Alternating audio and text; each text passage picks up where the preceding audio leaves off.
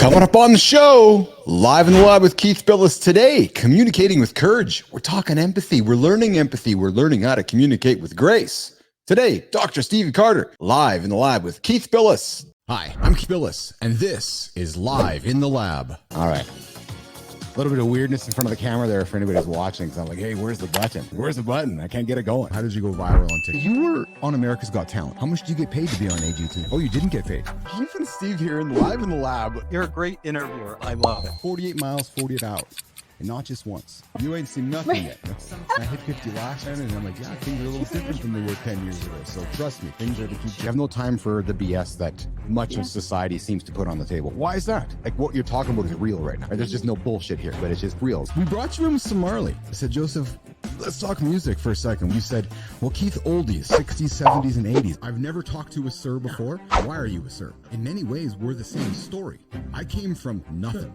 You came from nothing. I think the old saying goes that if you want a trophy, you climb Everest. If you want respect, you climb K2. I've built an AI myself, and it's pretty fascinating when you can have a conversation with yourself with your own knowledge. Have you done that before? Why are we rushing to make these tools if they're all they're going to do is hurt humanity? Does the world need an up moment with AI? What a fun show. Boom! What's going on, nation?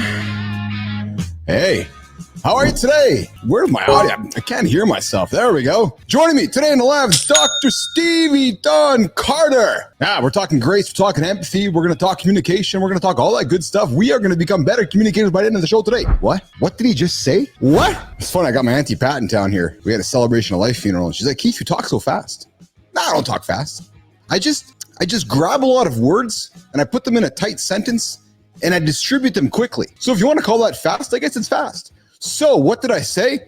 Well, we're going to talk empathy. We're going to talk grace. We're going to talk communication. By the end of the show, we're all going to become better communicators. We're all going to have a little bit of empathy in our voice. We're going to become better leaders. You know what we do here in the lab. What do you think of the tunes today? We're rocking and rolling here today.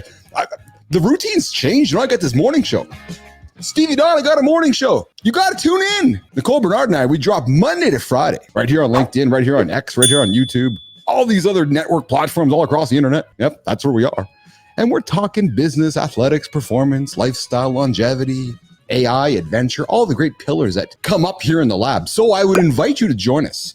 This morning we talked about the Barkley Marathon, the world's toughest race. I bet you don't know about the Barkley Marathon, Dr. Stevie Dawn. I didn't until last week when Nicole Bernard introduced me to it. And this weekend, the world's first woman won the Barkley Marathon. What did she do? She actually ran for 59 hours. Yeah. No, not 60. She's like, now I'll do it in 59. 59 hours. 100 miles in Tennessee. Yeah, we're trying to get her on the show because we got to bring human beings like that on the show. I'm telling you, if you're sitting around listening going, like I got nothing to do today, I'd go run 60 miles. Give you something to do. Hey, Nicole Bernard, my co-host on Mornings in the Lab, she ran 30 miles over the weekend in a few hours. Yeah, so I had breakfast, I had lunch, I had dinner, I slept, I went to work, created a bunch of content, did 10,000 shows. Nicole's still running. They're just running away. She's running. She's running. Just ran forever. You know why she's running forever?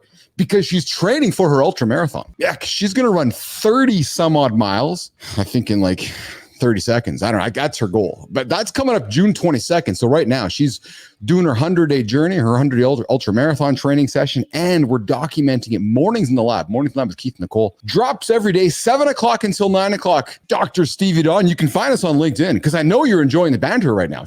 I'm telling you, nation, Dr. Stevie Dawn, she jumped into the lab a couple minutes just behind the old proverbial we'd like to have guests here early. I don't think she got the memo. So she's like, what the hell did I get myself? Who is this guy? She's thinking, who's this guy just yapping away in the red shirt and the red hat? Black hat with the red logo on it. Well, I'll tell you, I'm Keith Billis. I'm the host of Live in the Lab. We drop here all of the time. We're 7 days a week. We're the accountability people. So before we get into Stevie Dawn, or is it Dr. Stevie Dawn? Or is it Stevie Dawn Carter, PhD? I don't know. Dr. Stevie Dawn coming up. But I'll tell you something. I posted something today on LinkedIn. I'm going to turn the tunes down. Rock and roll here today. I posted something on LinkedIn today, which, coincidentally enough, or is it ironic? I got a couple honest Morissette. Was coincidence, ironic? I don't know. It's one of the two.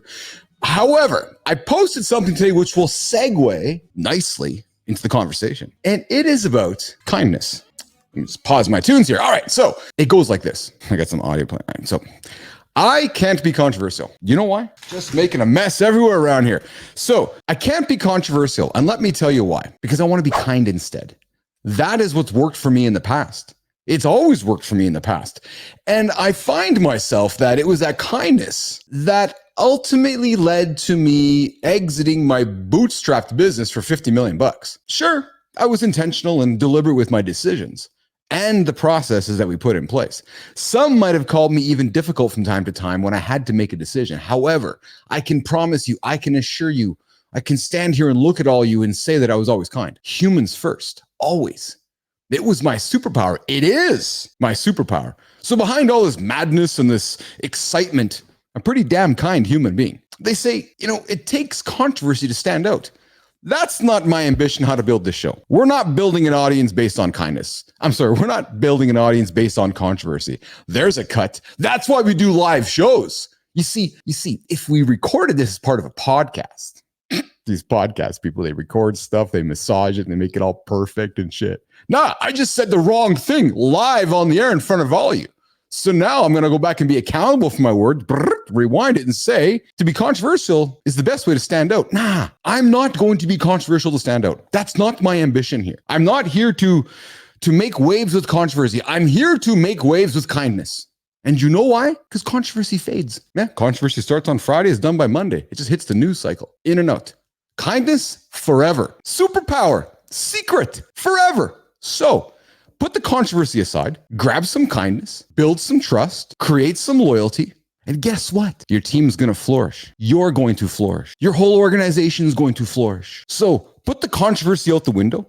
Don't be afraid to make tough decisions, but always just lead with kindness. Because in a world with so many opinions, kindness, it's my megaphone. It's my megaphone. So we're going to stop there. We're going to turn the attention to the left. And if you guys see me kind of put the big screen up there for a while with Dr. Sarah Carter, Stephen Carter on the screen, Dr. Stevie Carter, I've been calling you Sarah because I got a friend down the road, her name's Sarah Carter, and I'm a little bit confused this morning. Like, Sarah Carter, Dr. Stevie Carter, I'm very sorry. Regardless, if you guys see me putting the big screen up with Dr. Carter on the screen, it's because I'm cleaning the water that just spilled behind me. It's true. It happened this morning too, on the mornings and I guess I got to move shit around. All right, so we're going to go to the left. We're going to bring Dr. Carter up on the screen. And we're going to go say hello. Hello. How's it going? How are you? I'm fantastic, except I got a hole. At least you didn't spill it on your pants. I was really worried for you in that moment. I got the ocean sitting next to me here on the left. But hey, because I hadn't cleaned up from this morning, I got the towel behind me. So just well prepared. I'm going to drop the towel to the left. Yeah, this is live content. This is live. This is live content, Stevie Dawn Carter. It's absolutely live. That's why I go live. You see, these people that make these podcasts, they record them, they edit all the bad stuff out, and then people think that everything is just perfect in the world and it's massaged. And then they wake up and go, oh my God, real life is not perfect. Yeah. Oh, it's not actually. Statement. It's not. Statement. I love it. Well, I am sorry I was late, but I had a good time listening to you do all that. So it was all good. Good. Well, thank you. Yeah. So we're trying to do things a little different here. I like to say, Dr. Stevie Dawn, we are here to entertain. And what audience? Oh, hold on. And what do they say? And inform. Right. So you can hear the cheers going. And we're here. What audience? We're here to entertain and inform, not to inform and bore. No, we let all the informing and boring happen to all the old podcasts out there. They're just boring people away, shutting down radio stations around the world. That's why they're shutting down media everywhere, Dr. Stevie Dawn, because they're too focused on the boring information. No, you need to entertain, wrap it up with some fun, invite extremely intelligent, awesome communicators, and then talk to them. I love it. It's as simple as that. So where are you joining us from today, Dr. Stevie? I am here in Mansfield, Texas. It's just a little south of Fort Worth. You know what? I have been down there. Oh, well, good. I got a good friend lives in DFW. Yes. What's shaking Ray White? Yes. And actually, I can tell you, I just had this conversation yesterday with somebody at a hockey game. To get to Texas, there is 2 right turns for me.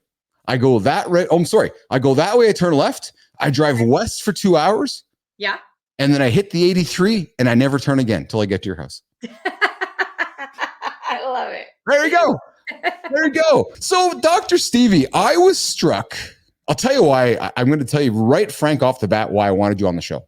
Okay. I love that you are all about empathy and communication and grace and helping human beings become greater communicators, digging into their emotional intelligence. I get up every single day striving to be a better communicator. I love putting words together. I like to have fun with words. I really believe that words can solve any problem in the world. Call me naive, but that's why I spoke the way I did speak in my monologue. I like to stand for kindness. I like to stand for humanity. So when I saw what you stood for, I was like, I got to have Dr. Stevie Dawn Carter into the lab to talk about communicating, with the goal being by the end of the show, people are inspired to communicate better. Love it. Well, and I think kindness as your megaphone is quite a way to start. Let's talk about kindness as a megaphone. Let's talk about why, let's back it up. Let's get the audience to care about you. Like, who the heck is Stevie Dawn Carter? So so keynote speaker, best-selling author, adjunct professor, joining us from outside of Texas, outside of DFW there. So get the audience to care about you. Yeah, absolutely. So, I clean my water up. Yes, you take care of you. Absolutely. Stevie Dawn Carter here, Mansfield, Texas. I think it all comes down to this. Doesn't matter what you say, only matters what they. And I think so many of us spend a whole lot of time thinking about what we want to say, choosing our words wisely, practicing our perfect speeches, our perfect podcast, as you said earlier. And the truth is, we don't pay enough attention to what people actually hear on the other end. Yeah. And so for me, that has always been a thing in my life. I was a terrible communicator. I had horrible relationships. I had no trust. Everything was bad. And then I found emotional intelligence and it changed my life. And now I get to build relationships and have long-term trust-filled friendships that I never was capable of having until my mid-20s. So like everything I share is shit I had to do because I sucked it. True. So I can relate. So okay. So since you were so vulnerable right off the bat, thank you. Yeah. So my ambition here, frankly, is to create safe space for people to be vulnerable. And, you right off the bat are being vulnerable. So thank you for that. So I'll also confess that the other reason that I signed you up to join me in the lab was because I sucked as well at that. It took me going through divorce. It took me harmed relationships. It took me just frankly, not knowing how to communicate to stop and learn and go talk to a lot of therapists, spend lots of money on conversations to teach me how to be a better human, a better communicator, more vulnerable. And then I discovered as a leader along the way, Dr. Stevie Dawn, the more vulnerable, the more emotionally intelligent I was, the more open I became. Don't tell nobody. But the more people started following me. Right. The business started growing and we kept growing and we kept growing. And I was like, oh my God, I just got to keep sharing myself. That's it. Well, because I think, no matter all the technology, right? Like we're connecting over a virtual platform, right? Like technology is in, it's all the things. There are still humans behind the technology every single second. Yes. No matter what their little avatar looks like, there's a human who typed out whatever that response is. And I think sometimes we forget that human connection has not changed in hundreds of thousands of years. Human connection has always been the same. Mm-hmm. Share yourself, share your stories, share your experience. That's it. That's what connects us to each other. And if we continue to do that, we will always make connections with other humans.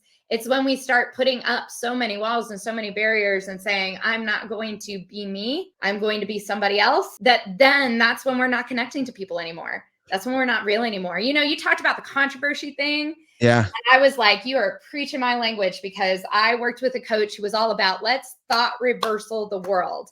Let's be controversial. Let's tell people what they know is wrong. Let's do all these things. And I worked with him for a year, and I have never hated myself more in that moment.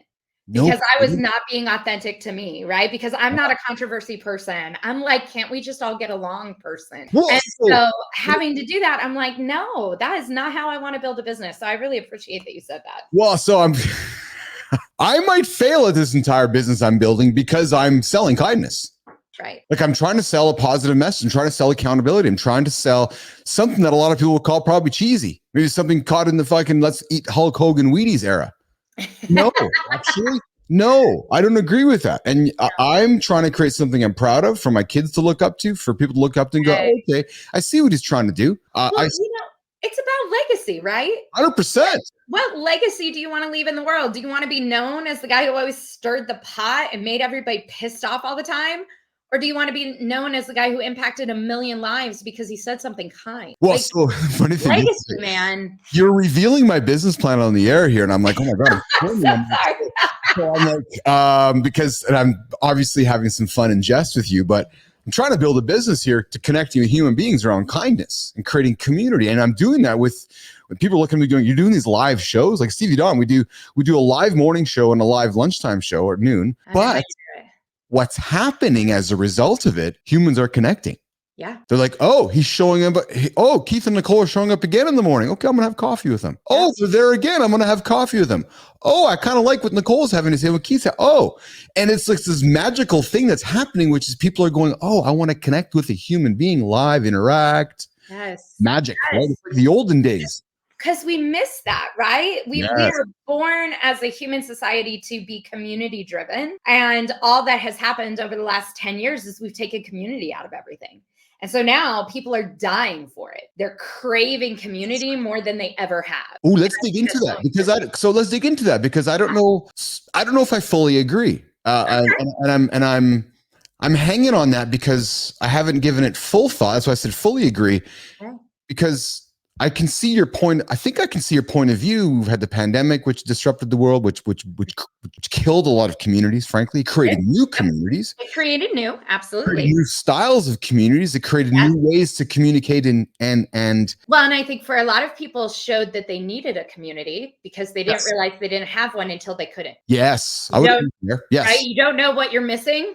Yes. Kind of thing. Yep. And I think like that was me. I didn't have a lot of community. And then 2020, I was like, damn, I'm by myself.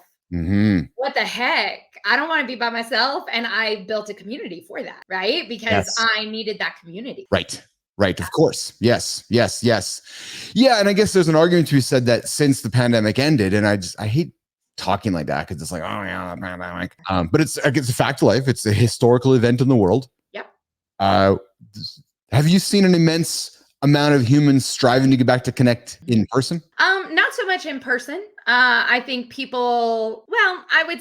think that people strived for a way to connect. And in 2020, we learned that we could connect virtually. And so I think some people who had never experienced a virtual community, had never been a part of a virtual community, all of a sudden got to experience one. And I think that's great. I think those of us who have always preferred live in-person connection. Yes. Are still searching for that live in-person connection, right? Like we still want the community to be live and in person. Like virtual is great, but that is not how I prefer to do my work, right? So like as a speaker, I would much rather travel and fly to go be in the same room as other humans than to do a webinar. I do webinars every week, but that's not my preference. I still really want that in-person connection.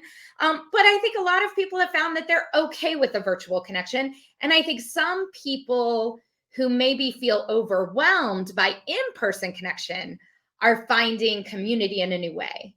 And because they can do it virtually. And I think that's really cool for the people who aren't really that extroverted, want to be with all these humans person. Well, this is fascinating to me because the pandemic happened and, for the first time in my life, I felt like it was okay for me to be a virtual leader. I'm not one who wants to go work in the office and go and stand in front of a room. Go and mingle in a room. I'm an introvert. I go stand in the corner, let 1,000 people, when it's time for me to go on stage and talk, I will perform, I'll entertain, I will lead. But I'm not one walking through the audience, shaking hands, kissing babies, and that's just not me. So when the pandemic happened and it allowed us, maybe people like myself, to thrive in these situations, I'm like, yes, the playing field has been somewhat evened out. Because before that, I felt like it was against me if I wasn't in the quote unquote office, right? Yeah. So I worked really hard, Dr. Carter, to be good at my communication skills this way. Yeah. I ran a virtual company. I started, sold it.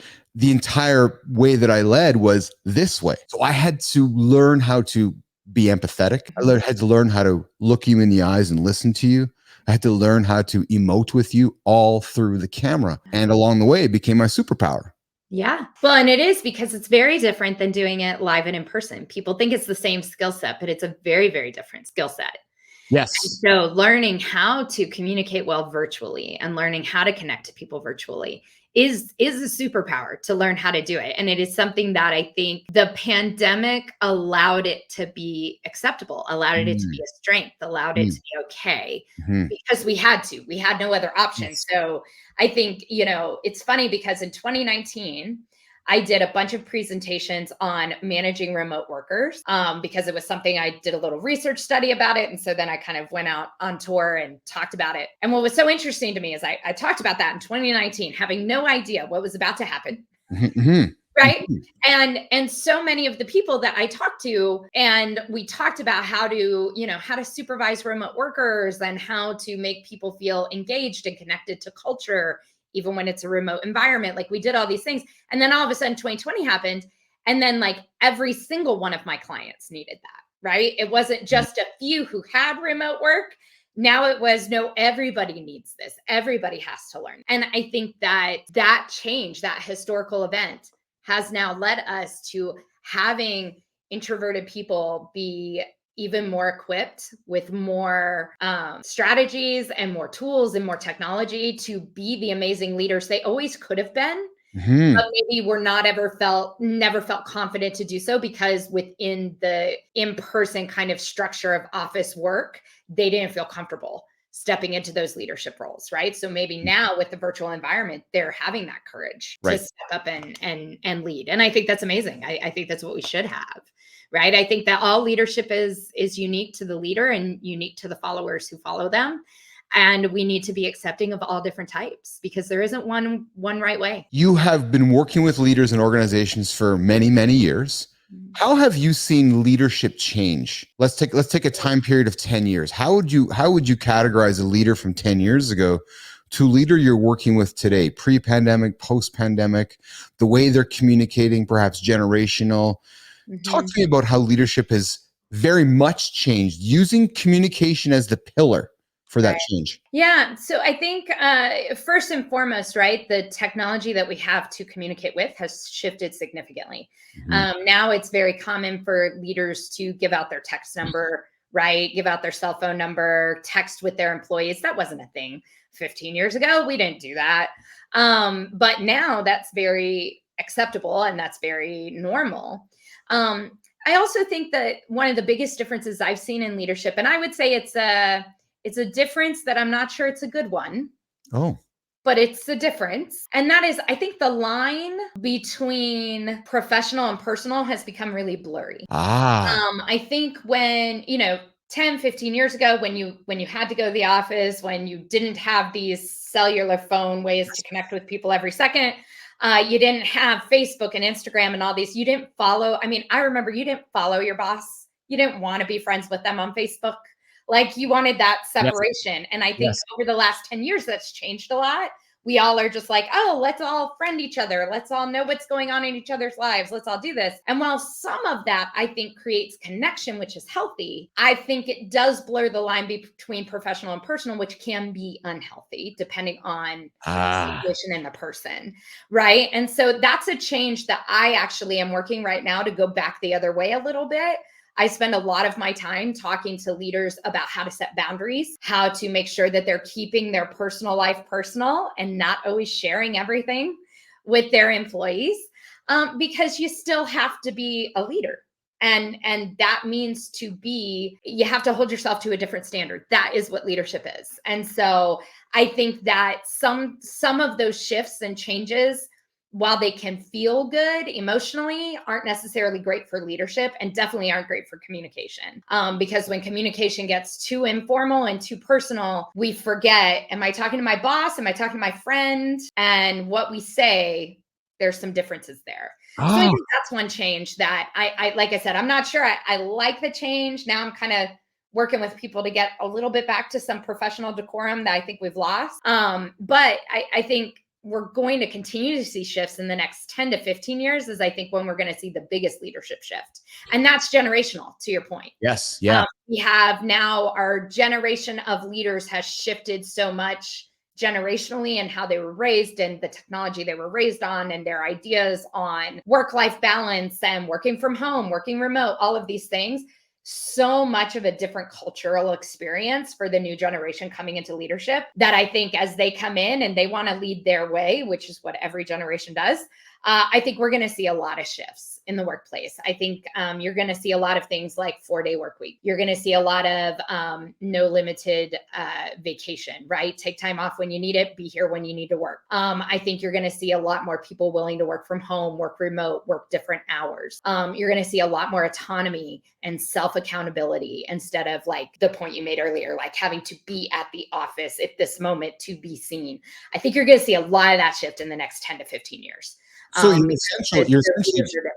you're essentially breaking down the Business Athlete Manifesto, because I believe in all those things you spoke of. However, where I do differ with you, and this is great. I love to communicate. We don't all have to have drink same Kool-Aid, right? So we're communicating and talking through things. So while I do agree that the world has continued to move to a place where we're sharing a lot and professional and personal has been blurred. However, I think it's a good thing myself, because I think it just shines a light on the fact that we're human, and it shines a light on the fact of my fears, my pains, my emotions. And what it forces me to do, though, is to become a better communicator. It forces me to be more aware of my boundaries. It forces me to be more, and here's a word that from my experience, especially doing this show, Doctor, people are scared of this word. Intentional. Because when you make that word, when you state that word, and if you're really truthful with the word, you need to do something with it. Or else what the hell's the point of saying, I'm going to intend to speak more clearly with Dr. Carter? Well, if I'm not going to be intentional with that, why am I going to state it? So I would prefer to live in a world where my team knows of me as a human being. I would prefer to live in a world where I communicate boundaries with them, where I am always working with you as my colleague, not a better than, but that we are on a shared mission to get to the top of our mountain. My role is this, your role is this. We're both human beings. I have a couple years of experience on you with my gray hairs, but that doesn't make me any different than you. That just says I have different experiences than you. Right. So I would rather work with humans that are human with me instead of boxed off with, I'm the boss, you're the employee, I'm not sharing with you what's going on. I want to know what scares you. I want to know what makes you, what drives you. I want to know how I can support you as a leader, as a human being, when you're in your most difficult, trying time, so that I can step up and support you as your teammate. So I see it very differently, Dr. Carter. And I do hear your point of view that we have become so informal. We all just wear what we want to wear to work. We cuss. We have technology everywhere. I understand that POV. I really do. However, I really love the fact, again, why I invited you here, is that this is all, I think, inviting us as human beings to become better communicators and forcing us to become better communicators. Because I think as you, as a colleague of mine, would say, wow, I like how vulnerable and open Keith is as a human being. I can drink that Kool-Aid. I want to support that because I know that he's going to fall on the sword and I'm going to fall on the sword with him, instead of me compartmentalizing that. I don't know. And one last statement. It's the same way that I talk with my kids, Dr. Carter. And some would disagree with me on this too, I don't talk to my kids as if they're my kids. I speak to my kids like I speak with you. They're human beings. The only difference is I got a few years of experience on them. So I speak to them the way that I speak to anybody else. I communicate. I don't talk down to them. I frame language so that they can understand it. But I'm all about just being me as Keith Billis. Yeah, I'm a dad, but I'm actually Keith Billis. I'm a human being. Right.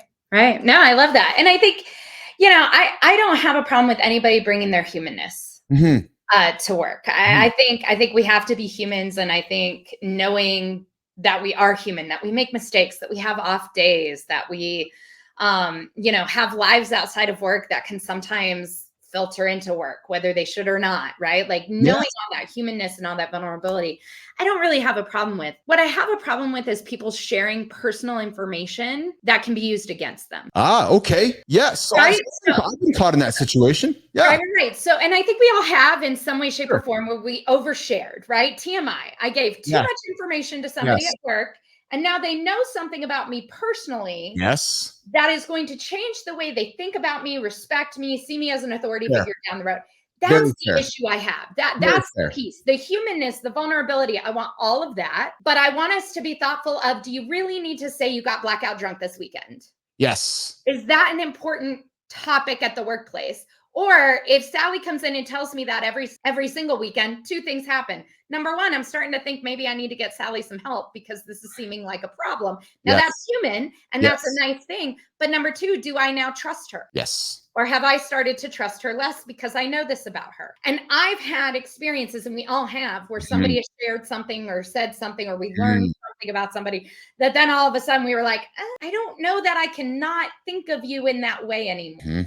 And that's where I think we have to be careful. And I think especially younger generations coming in, I want them to be thoughtful of that so they can be, and you said the right word, intentional with what they share. Be intentional with what you share. Share your accountability.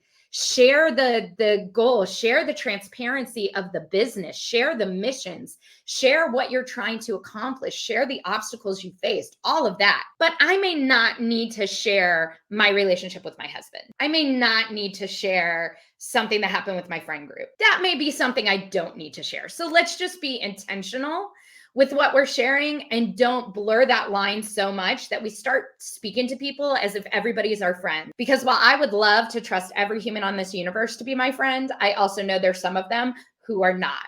And they're going to use that inappropriately. So how do I make sure that I am still protecting myself in those situations? And I think that's the piece that I worry about. And that's the piece I try and help. That's a very, very, very valid comment. And I can appreciate that, because you're right. That is, and I think it's funny because as I was listening to you speak, I'm reflecting upon even myself as a leader. And I'm thinking that, yeah, well, there are certain things I don't share with my team. Right. But that is probably as much a maturity of life happening around me, right? Which is okay. Do I really need to share that? Nah, right? Yeah. It doesn't gain you anything, right? It doesn't do anything. That I think that there is the point, actually.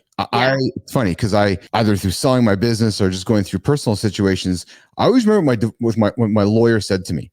Is that moving the conversation forward? Because if it's not, then what's the point? There you go. Like, and I bring up lawyer because we always, when we talk about lawyers, Dr. Stevie Dawn, we always think about money. Oh, lawyers cost me $1,000 an hour, $500 an hour. So no, and we as human beings get so caught up in the expense of a lawyer.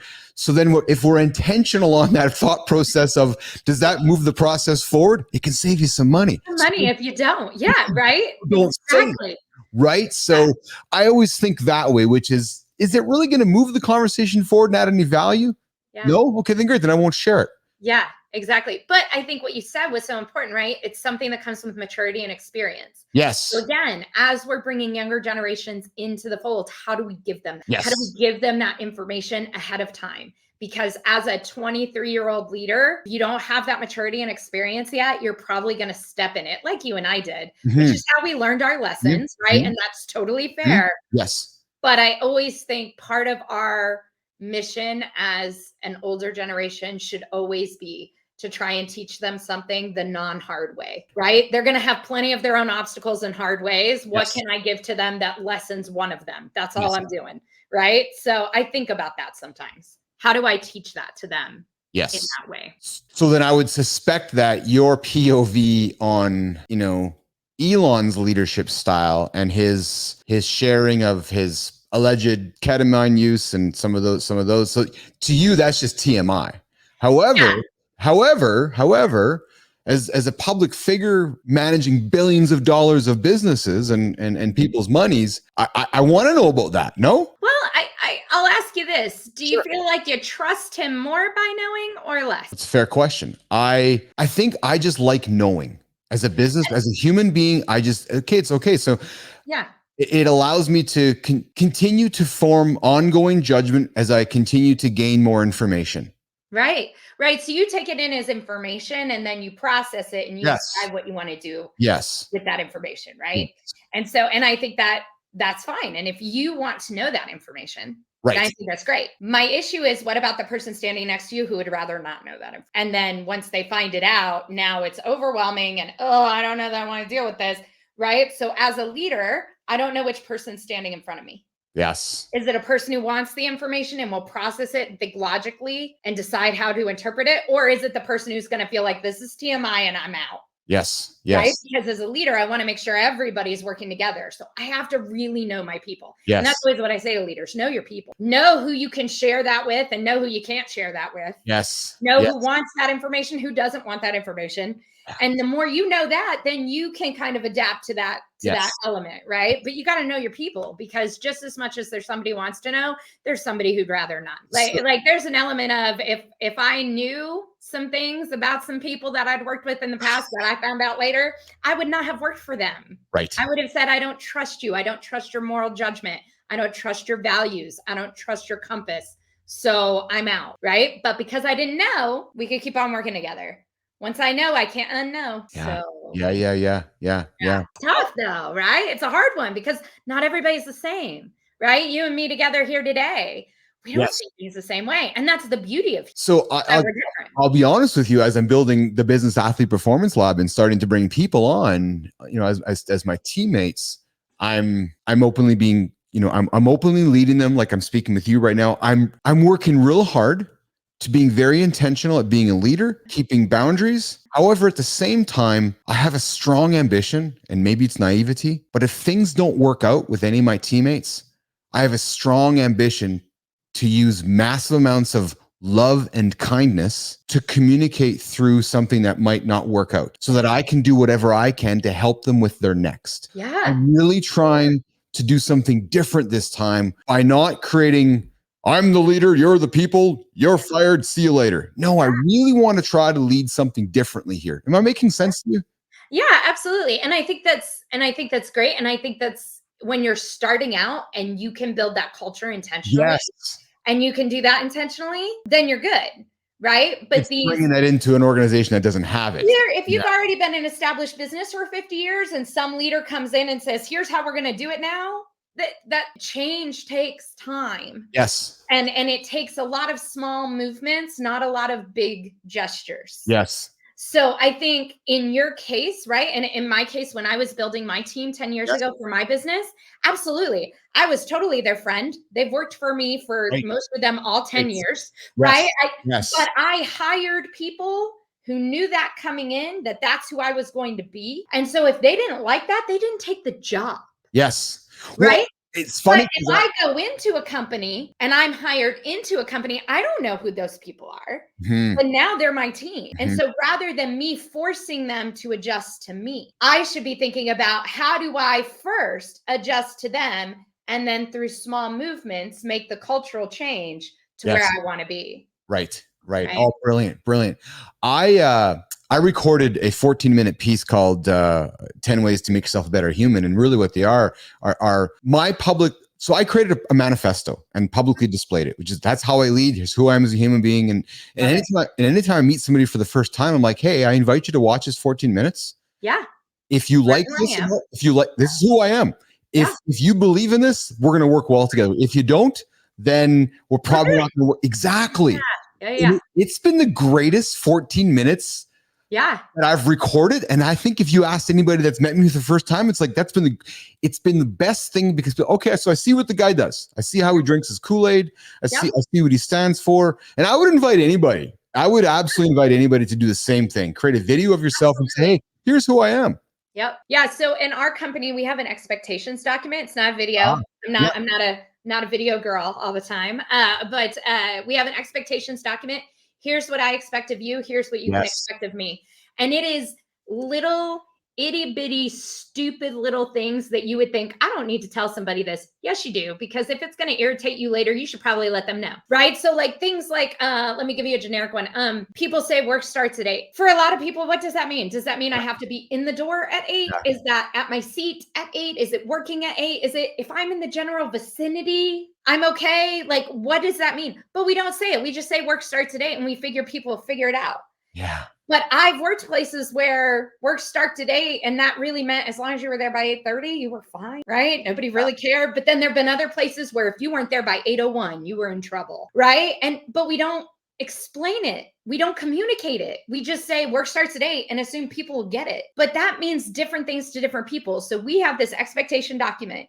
And it says all those kinds of little nitty gritty things. And it says, here's what you can expect of me. Here's what I'm expecting of you.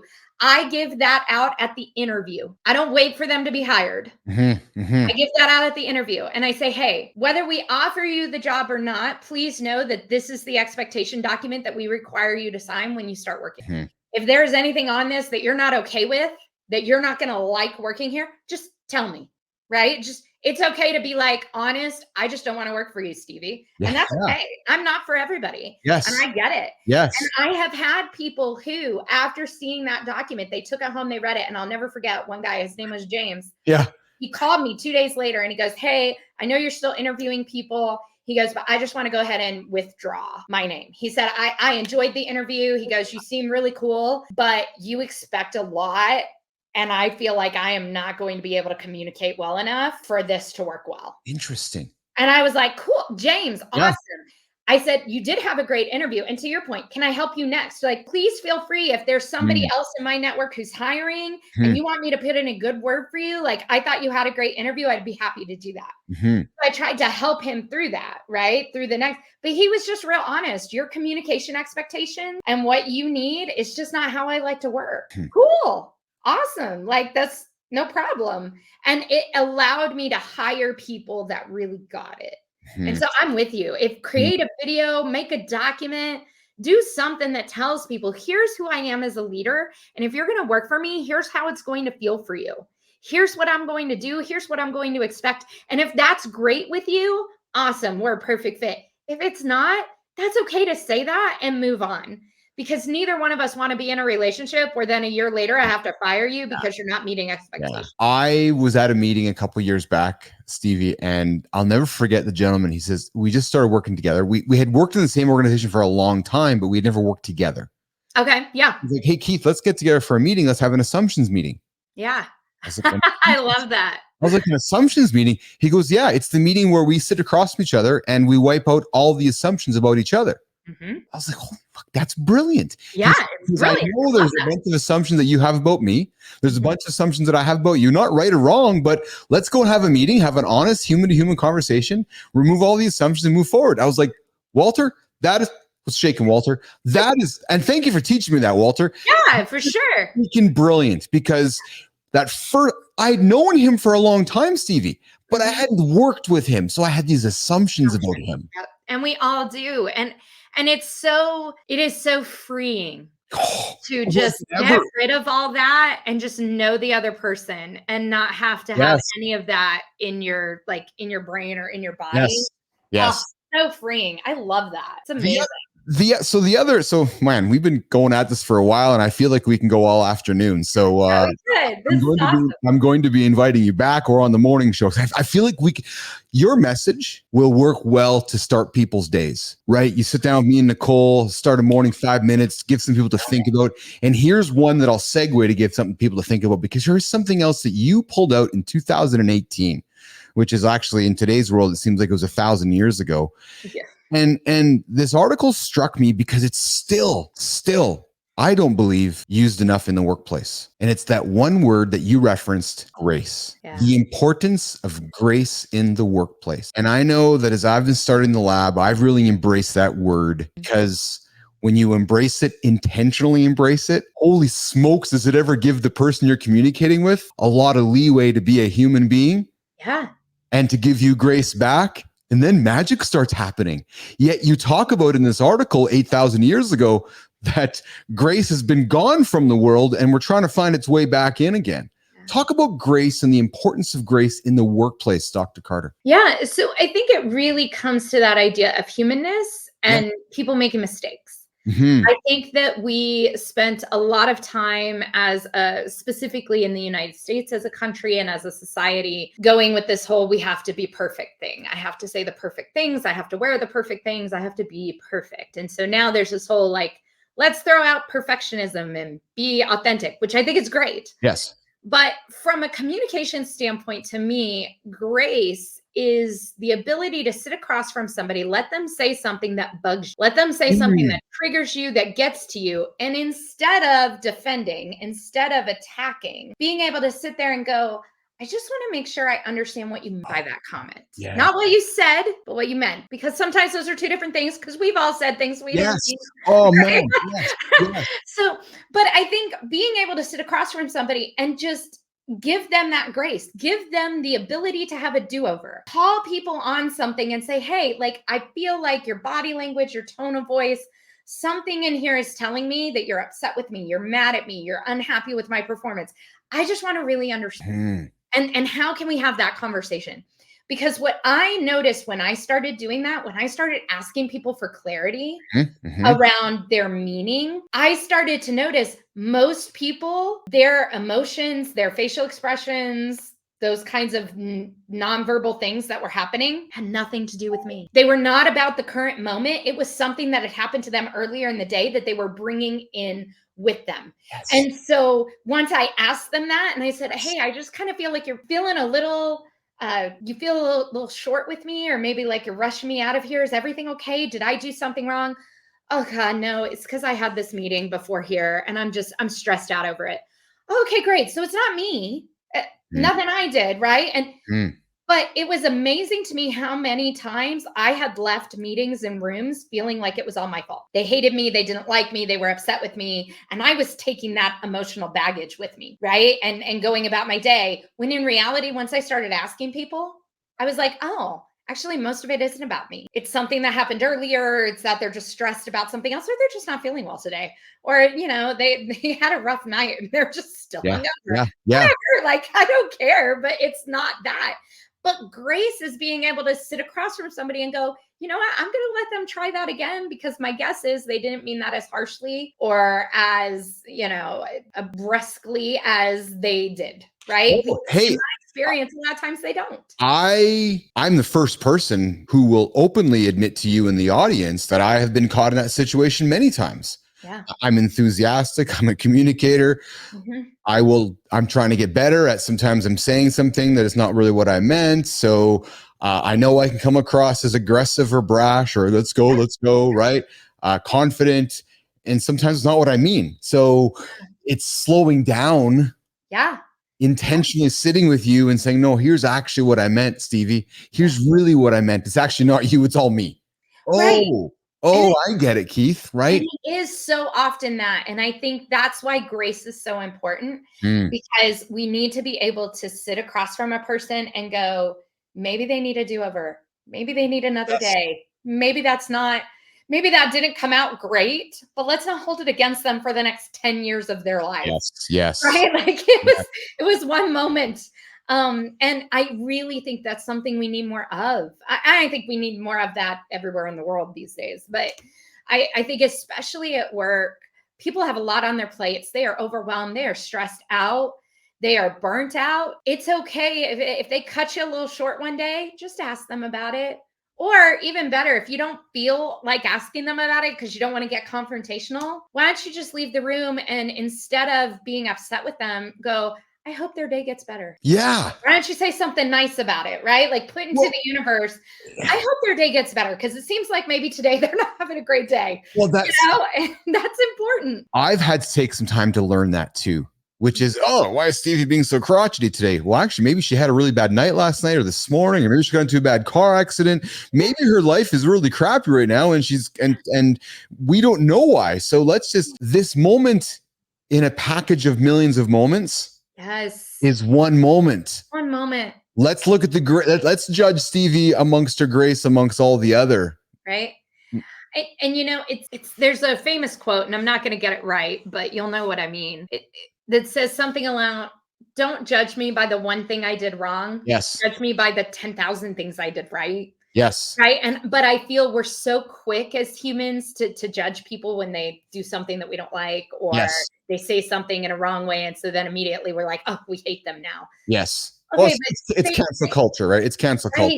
Right. You say one bad thing and we're done with you. And that's not human. Humans make mistakes. Humans make errors. And if we're going to accept humanness at work, if we're not going to expect perfection, then we need to be willing to allow everybody to make those mistakes. Now, I'm not saying they should make the same mistake 5,000 times in a row. No, I think people should learn and get better. But in that one moment, if they're just having a bad day, why don't we just let them have a bad day? Let's not take it personally. Let's not hold it against them. Let's come back tomorrow and see if it's better. And I think we just have to give people that grace, and to that point, give ourselves that grace. Yes. When we do something wrong, because a lot of us beat ourselves up too when we say something wrong to somebody or feel like we offended somebody, then we hold on to it all day. You know what? It was one moment. Apologize for it, accept responsibility and accountability, and then let it go. Because you had 10,000 moments of greatness for the one moment of bleh, you know? Dr. Stevie Dawn Carter, I can't believe we're already done, unfortunately. Empathics, am I saying it correct? Empathics? Empathics.net. Stevie Dawn is how would I describe your PhD in Leadership? Yes. In leadership. Yep. I studied emotional intelligence. Yes. And now I serve as CEO at Empathics, and we do culture building with emotional intelligence and empathy. So excellent. So if you are a business leader, entrepreneur, somebody of Business Athlete Nation who is curious about empathy, struggling with learning empathy, or wanting to dig into learning grace and bringing grace into your organization, emotional intelligence, it's clear to me that you have somebody who you want to bring into the organization, which is Dr. Stevie Dawn Carter. Is there anything that we haven't talked about? Oh man, I know I could talk. I haven't even gotten into emotional intelligence like I wanted to. Will you come back again? Yes, I would love to. I'll be on time too. I promise. Yeah, right. You will be. I'll give you some grace, kid. I'll give you some grace. Please, but you get our thing here, right? We're trying to deliver important information in an entertaining, casual way, which I hope. I love it. I love it. Now we got to come back so we can talk more. I got a lot to say on empathy. I got a lot to say on emotions. And then we haven't even hit on sharks, which are my favorite topic. Mine too. I spent time in a cage with some sharks. I did too.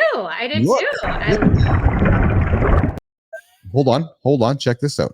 I think I can do this right behind us here. Quickly, watch. Oh, there we go. Oh, look at you. Yeah, now I think if I do this, there we go. There he is. Oh, he's beautiful. Yes, he was a big one. He was a massive one. I love it. Yes. We can talk sharks next time too. I would love that, actually. I would love that a lot. So anyway, so I'm just messing around here to put you back. I got to get us back on the stage here. There we go. Cool. Okay, so Dr. Steve, why the heck is this hide? There we go. There we are. It's like we're working out. It's okay. We're working out. It's a reminder. Thanks, Keith, that I need to get on the treadmill. I appreciate it. Hey, all you got to do is just walk towards there. Magic happens. How can Business Athlete Nation find Dr. Stevie Dawn Carter? Best way to find me is on LinkedIn. That's where I hang out. I'm also on Instagram and Facebook, but I don't spend as much time. So I'm on LinkedIn. Find me there. Connect with me.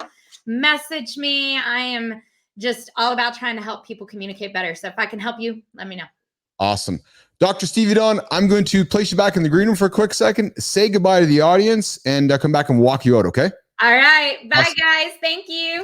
Hang tight. All right, gonna go that there. Put some rock and roll back on here. I hope you guys enjoyed the chat with myself and Dr. Stevie Dawn Carter. We got into a few topics about emotional intelligence and empathy and grace and all that, and I want to dig more into that. But I hope what you guys really got from today was just some ideas, some ways to perhaps think about yourself as a leader, think about how you're communicating with your colleagues, think about how you're communicating at work, and ask yourself, if you embraced grace and if you intentionally brought grace into your organization, how would that work for you? You know what we like to do? We like to make suggestions, recommendations. You make the decision. All right, so I'm out of here. I'm going to go walk Dr. Carter out of the office, out of the lab, and I will see you guys in the morning tomorrow with myself, Nicole Bernard. Mornings in the lab. We drop here 7 a.m. on LinkedIn X and YouTube. See you guys later.